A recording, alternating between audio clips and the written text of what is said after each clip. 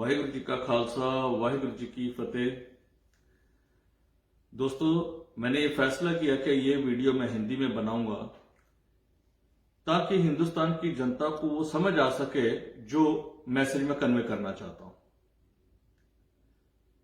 सबसे पहले नमन है उन किसानों को जो बड़े शांति में और डिसिप्लिन ढंग से अपनी मांगों को लेकर धरना दे रहे हैं, और वो जायज मांगे उनकी पूरी होनी भी चाहिए। ये वीडियो मैंने उनके समर्थन में और उन लोगों के जवाब में बनाया है जो सिखों को खालिस्तानी और देशद्रोही बता रहे हैं। तो मैं उन लोगों को थोड़ा इतिहास की जानकारी देना चाहूंगा कि वो सिख कौम जो सन 78 तक वार हीरोज हैं, जो महान देशभक्त हैं, वो सन 79-80 तक आते आते देशद्रोही कैसे हो जाते हैं। सन 71 की पाकिस्तान की लड़ाई है, सबसे बड़े वार हीरोज वो सिख हैं जिन्होंने बांग्लादेश बनवाया। लेकिन ऐसा क्या कारण हुआ कि 79-80 आते आते वो देशद्रोही हो गए? तो ऐसा इतिहास में हम सिखों के साथ बहुत बार हुआ है।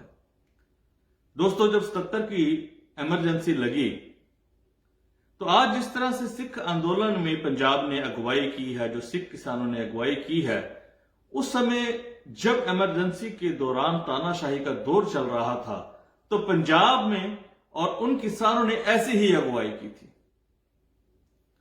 और यह आंदोलन जो है पूरे हिंदुस्तान में इमरजेंसी के खिलाफ फैलता गया।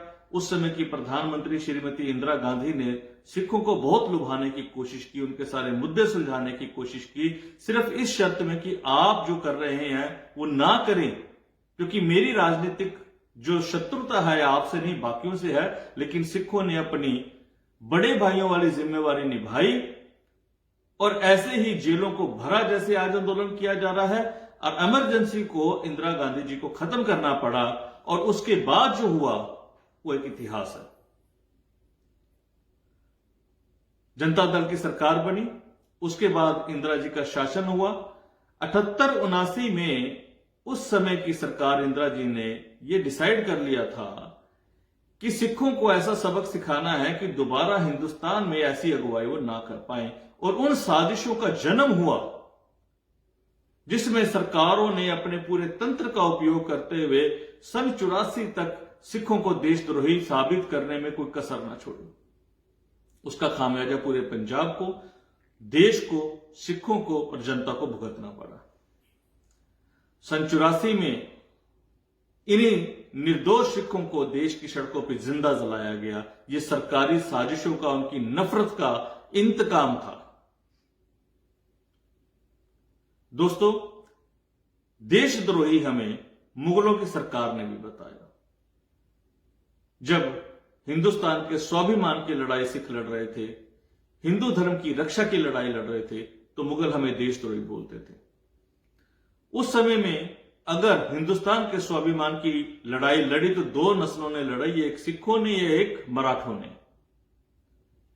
सिखों ने जो लड़ाई लड़ी उसमें जब सिख जंगलों में चले गए, क्योंकि उस दिन छापामार लड़ाई लड़ी जाती थी, और जो बच्चे और औरतें गांव में बच गए तो मुगलों ने उन बच्चों को काट के उनके हार बना के उन माओं के गले में डाल दिए। और उन माओं ने क्या कहा? उन्होंने अपने गुरुओं का, अपने परमात्मा का शुक्र किया और कहा कि वाहिगुरु तेरा शुक्र है कि ये जो बच्चे तूने दिए ये देश के धर्म के काम आए, अगर तू और भी देता तो भी मैं ऐसे ही कुर्बान कर देती।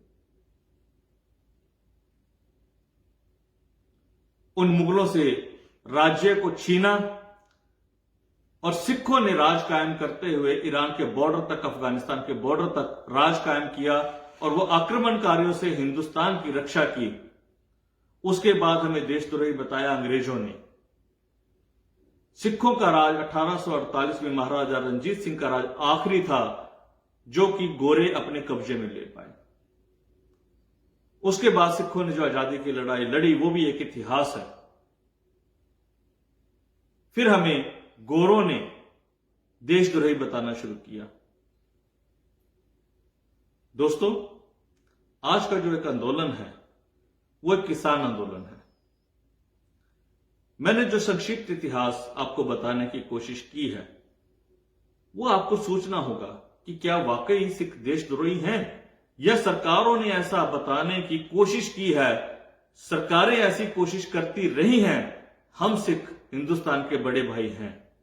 सरकारों ने हमें जिंदा जलाया, लेकिन जब भी इस देश को हमारे सिरों की जरूरत होगी, हम कटवाने में बाज नहीं आएंगे। सरकारों ने हमें जिंदा जलाया, लेकिन हिंदुस्तान के जो छोटे भाई हैं, हमारे हाथ अगर उठेंगे तो उन्हें खाना खिलाने के लिए उठेंगे। दोस्तों, ये वही किसान हैं जो सर्दियों में जब हम अपने गर्म रजाइयों में पड़े होते हैं तो ये नंगे पांव ठंडे पानी में हमारे लिए फसलें बो रहे होते हैं। रात को जाकर उन फसलों की रक्षा करते हैं, और जब वो फसलें हमारे प्लेट में आ जाती हैं तो परमात्मा का शुक्र करते हैं कि मेरी मेहनत को भाग लगा और आज मैं उन लोगों को खाना खिला पा रहा हूं। आज देश की जनता को उनका साथ देने की जरूरत है। दोस्तों, मोदी जी शायद इनकी बात ना सुने, लेकिन मोदी जी थाली बजाने की बात जरूर सुनते हैं। तो मैं आज लोगों से आह्वान करूंगा कि ये उस थाली को जैसे मोदी जी ने कोरोना में बजवाई थी, बाहर निकल के बजाएं और ये कहें मोदी जी हम किसानों के समर्थन में बजा रहे हैं। ये वही थाली है जिसमें मैं, मेरा परिवार और मेरे बच्चे इन किसानों का दिया हुआ भोजन दिन में 3 बार खाते हैं। आज किसान मिनिमम प्राइस मांग रहा है, उसके लिए ठंड में सड़कों में बैठा हुआ है। तो आज देश को उनके साथ खड़े होने की जरूरत है। और मैं उस गोदी मीडिया और उन अंधभक्तों को भी जवाब देना चाहूंगा कि भाई, सिख हमेशा देश के लिए खड़े होते थे। इससे बड़ा एग्जाम्पल और क्या होगा कि जिस देश में उनको जिंदा जलाया गया आजादी के बाद, सबसे ज्यादा सिर आजादी में सिखों ने दिए, उसी देश की सीमा पे रक्षा के लिए आज भी 2-2 सिख बटालियन है। सबसे ज्यादा मेडल उसके नाम है। आज भी देश का किसान अगर 2 बच्चे पैदा करता है तो एक खेत की रक्षा के लिए रखता है और दूसरा सीमा की रक्षा के लिए रखता है। तो इन किसानों को नमन है। आज हम आगे आए और सरकार से भी मैं दरखास्त करूंगा कि अहंकार दुश्मनों से होता है, अपने देश की जनता से नहीं। अगर किसान कोई कानून नहीं चाहते तो हम उन्हें जबरदस्ती देना कोई चाहता है, हम उसे वापस ले लें। बहुत बहुत धन्यवाद। वाहिगुरु जी का खालसा, वाहिगुरु जी की फतेह।